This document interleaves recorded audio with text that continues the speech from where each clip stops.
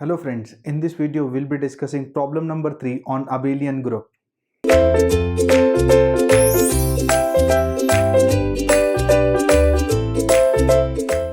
Welcome back friends. Now let us discuss the third problem on abelian group. Again the problem is similar, the steps are similar. There is one extra thing that is asked, that check whether a group is cyclic group or not, and also we need to find this particular term.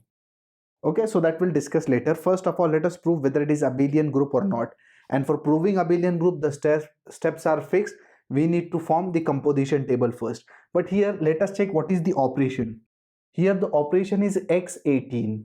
So there is a difference. If you observe the previous last two problems that we discussed, in which the operation was multiplication.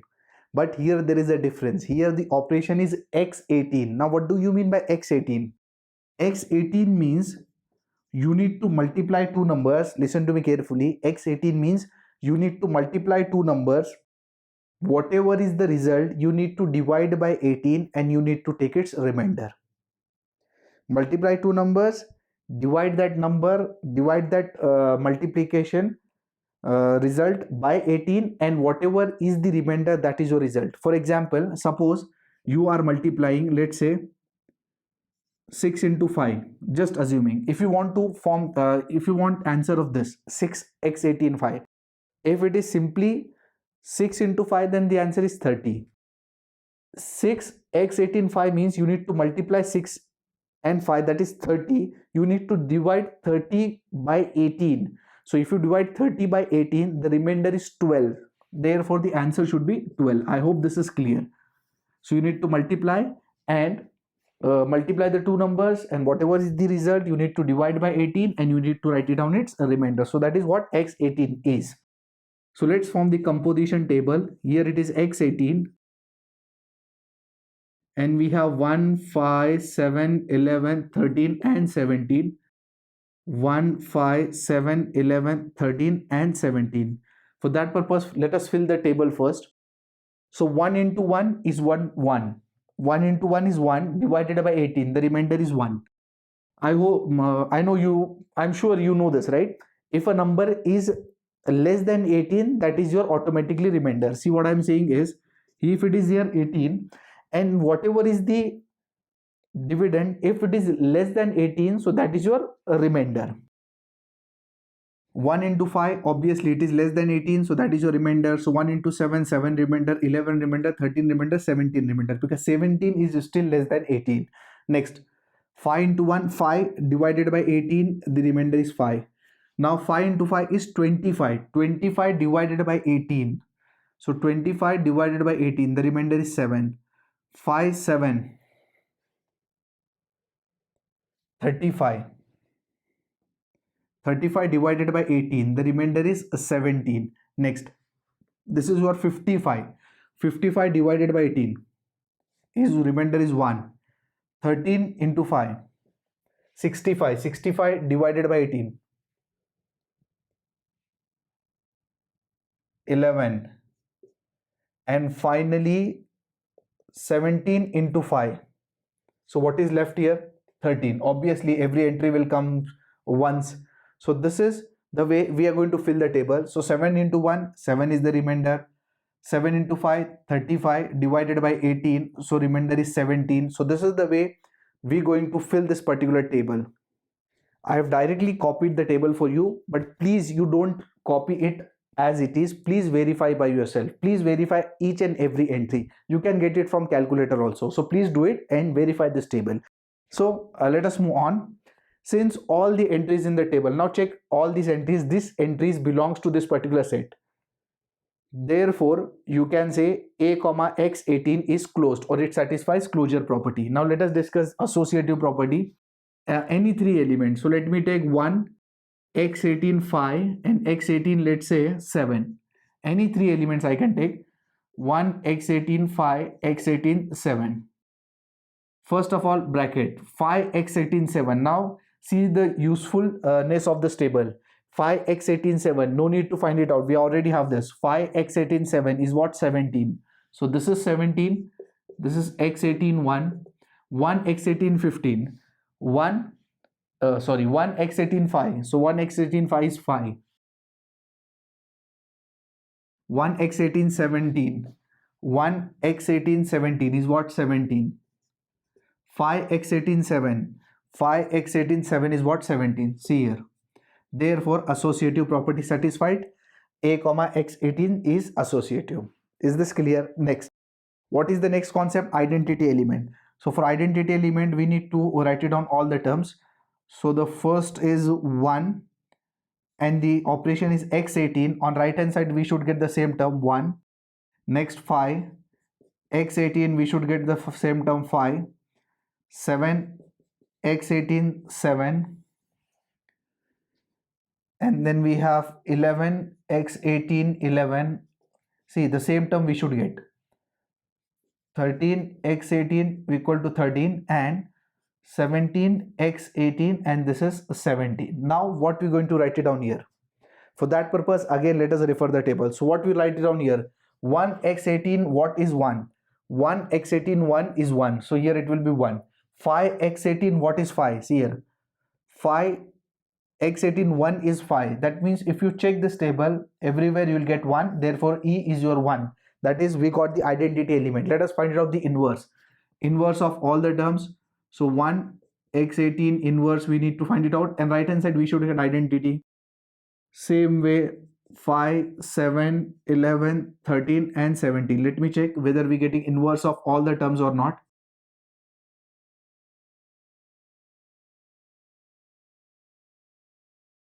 Let me check what I can write it down here. 1x18 1, what is 1?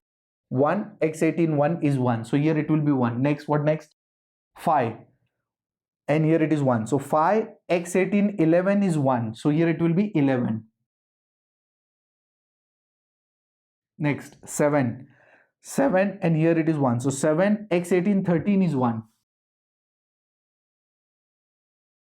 Are you clear with this? How to check the table? 11x18, what is 1? 11 5 1. Next 13. 13 7 is 1. And 17 and this is 17. So what is the 1 inverse? 1 inverse is 1. 5 inverse is 11. 7 inverse is 13. 11 inverse is 5.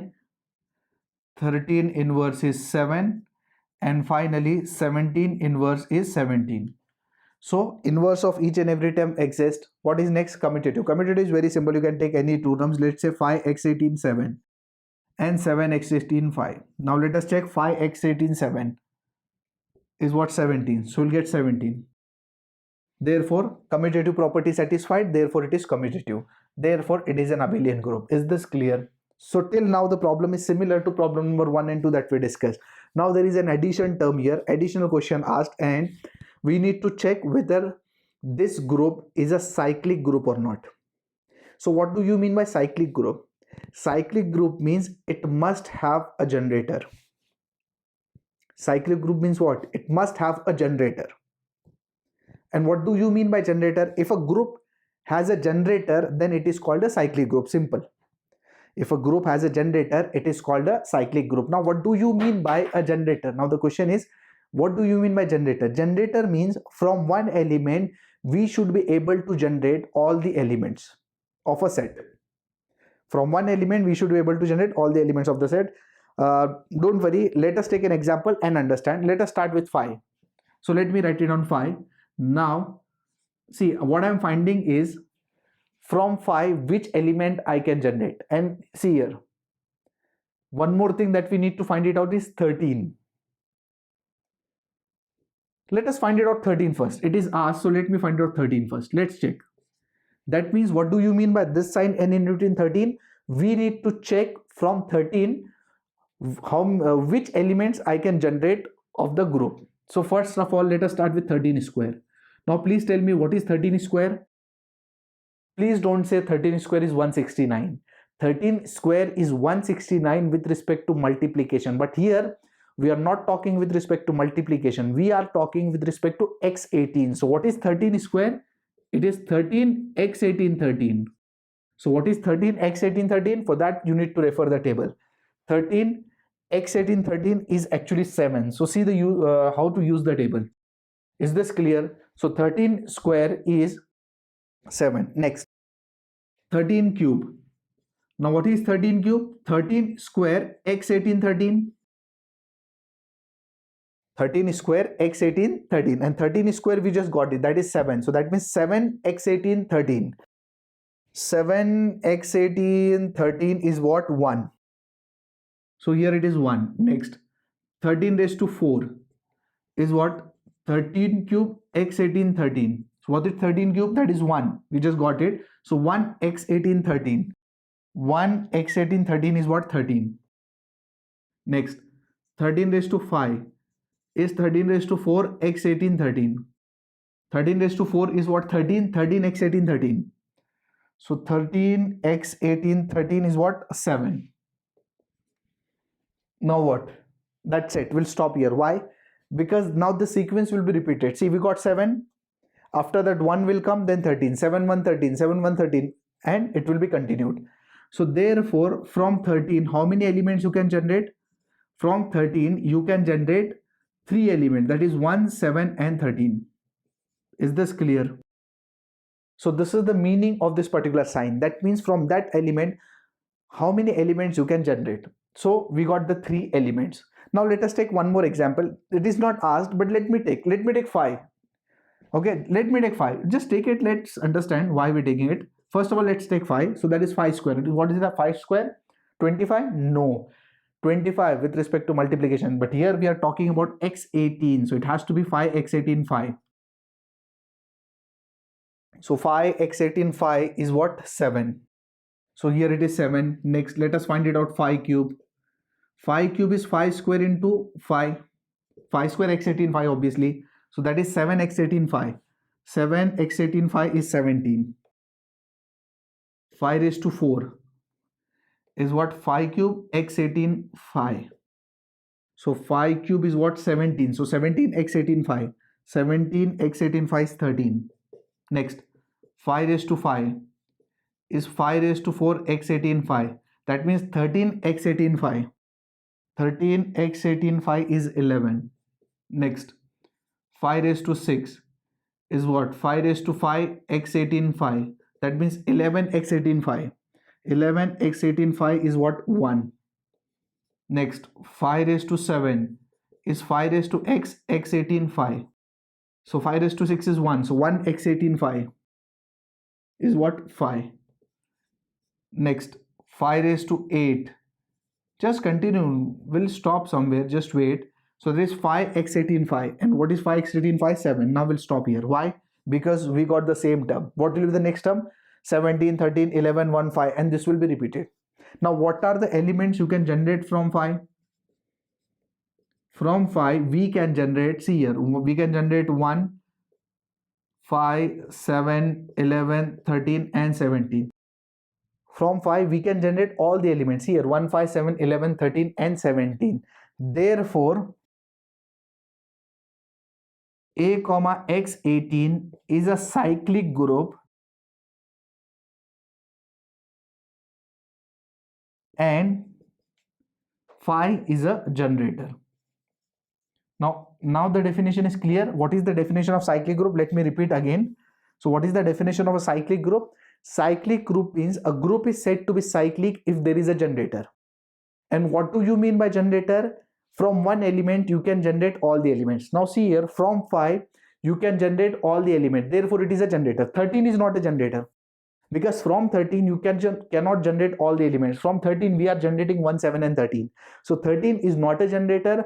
5 is a generator because from 5 we can generate all the elements.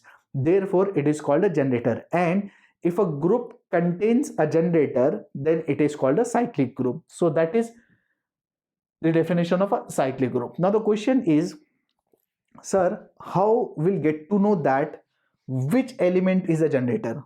In this particular question, phi is a generator, but how we'll get to know that which element is a generator? Phi is a generator here. 13 is not a generator here.